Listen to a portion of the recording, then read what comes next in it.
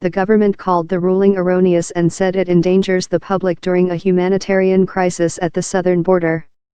It wants the Ninth Circuit to keep the policy in place while the lawsuit is litigated, which is expected to take months and possibly years.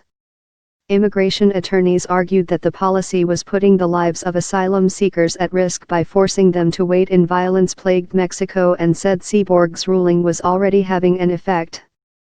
Since the judge issued his order, immigration officials stopped returning asylum seekers south of the border after they attended their hearings in the United States, lawyers said.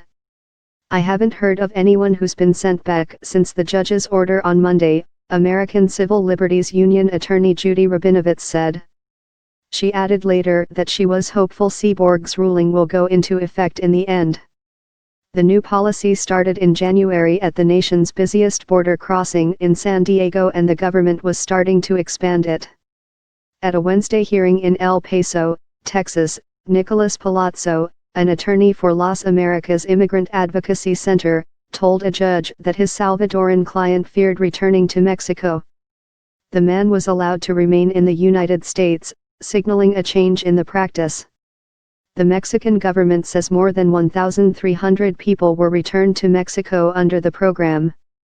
A lawsuit by 11 Central Americans and legal advocacy groups argues that the policy puts the lives of asylum seekers at risk by forcing them to stay in Mexico, where crime and drug violence are prevalent.